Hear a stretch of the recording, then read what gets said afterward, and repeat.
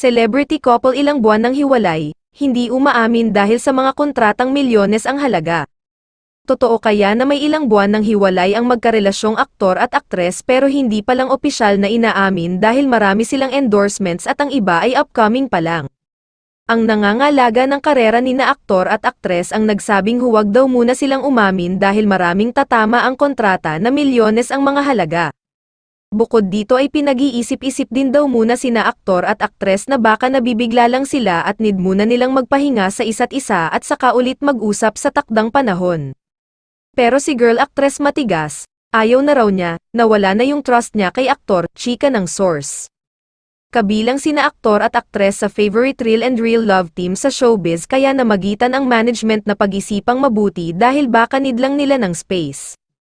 Kwento ng isang source ay ang ganda ng aura ngayon ng aktres dahil positibo ang feedback sa kanya ng netizens sa mga nangyari sa kanila ni aktor at higit sa lahat ay, masarap daw pala sa pakiramdam ang hindi nakatuntong sa numero.